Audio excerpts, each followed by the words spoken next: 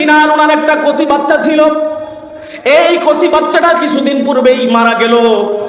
এরপরে আল্লাহর বান্দা নেশাগ্রস্ত হয়ে মালিক ইবনে দিনার এমন একজন ব্যক্তি ছিলেন, সব সময় মদ খাইতেন আর মাতালের মতো চলতেন। মালিক ইবনে দিনার ওনার এই কন্যা সন্তান মৃত্যুবরণ করার পর শবে বরাতের রজনীতে যখন মানুষ মুসলমানরা আল্লাহর ইবাদতে মগ্ন থাকে, তখন মালিক ইবনে দিনার বোতলের বোতল গিলার পরে আল্লাহর বান্দা রাস্তার পাশে এমন ভাবে পড়ে আছে বেহুশ হয়ে। ঘুম চলে আসছে। ঘুমের মধ্যে আল্লাহ তাআলা তাকে স্বপ্ন দেখাচ্ছে, বড় ধরনের একটা সাপ, বিষধর সাপ তাকে দৌড়াচ্ছে। দৌড়াতে দৌড়াতে তাকে এমন ভাবে দৌড়াচ্ছে সে হয়রান হয়ে যাচ্ছে। দৌড়তে দৌড়তে সামনে গিয়ে দেখে বৃদ্ধ একজন লোক, জীর্ণ শীর্ণ দুর্বল একজন মানুষ। ও চাচা, আমাকে এই সাপ, বিষধর সাপ দৌড়াচ্ছে, আপনি আমাকে এই সাপের হাত থেকে বাঁচান। বৃদ্ধ চাচা বলে, বাবা, তোমাকে এই সাপ থেকে আমি রেহাই দেওয়ার মতো, এই সাপের হাত থেকে বাঁচানোর মতো ক্ষমতা আমি চাচার মধ্যে নাই। মালিক ইবনে দিনার চাচার এই কথা শোনার পরে সামনে দৌড়তে দৌড়তে চলে গেলেন। দৌড়ে গিয়ে চিৎকার মেরে হাউমাউ করে বলতেছে, কে কোথায় আছো, আমাকে এই সাপের হাত থেকে বাঁচাও, এই সাপ আমাকে গিলে ফেলবে। এমনি দেখা যায় একটা বালাখানা থেকে কচি ছোট একটা বাচ্চা দৌড়ে এসে মালিক ইবনে দিনারের কোলে উঠে গেল। আব্বা বলে সুবহানাল্লাহ। মালিক ইবনে দিনার এই মেয়ে যখন আব্বা বলে কোলে আসলো, আসার পরে মালিক ইবনে দিনার বলে, মা, তুই এই মুহূর্তে কোত্থেকে আসলি? এই বালাখানাটা কার?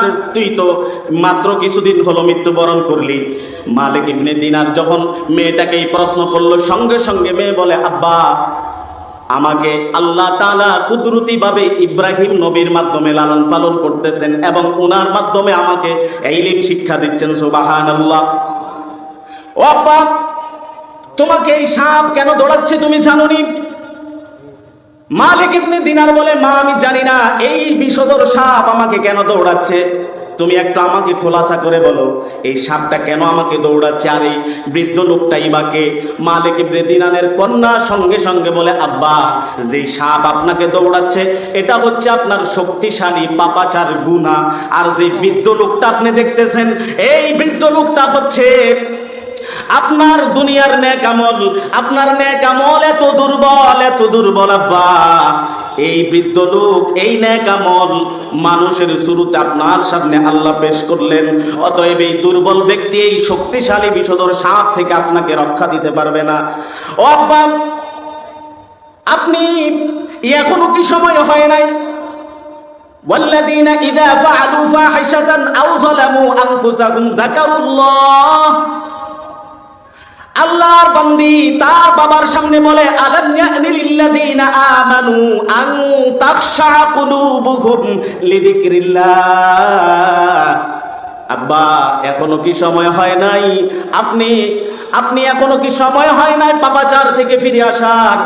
মালিক ইবনে দিনার বলে, মা, তুই তো দুনিয়াতে ভালো করে কথাও বলতে পারতি না, এই মৃত্যুবরণ হওয়ার পর তুই কিভাবে কোরআন পড়তে পারিস? মালিক ইবনে দিনারের কন্যা বলে, আব্বা, ওই যে ইব্রাহিম নবী সর্বক্ষণ ছোট ছোট বাচ্চাগুলোকে সব সময় আল্লাহর কালাম শিখাচ্ছেন। সুবহানাল্লাহ। আব্বা জান, এখনো কি সময় হয় নাই মদ ছাড়ার? এখনো কি সময় হয় নাই আপনি গুনাহ থেকে ফিরে আসার? মালিক ইবনে দিনার সঙ্গে সঙ্গে ঘুম ভেঙে গেল এবং দেখতেছে এখনো সুবহ সাদিকের সময় বাকি আছে, শবে বরাতের রাত্রি এখনো অনেকটা বাকি আছে।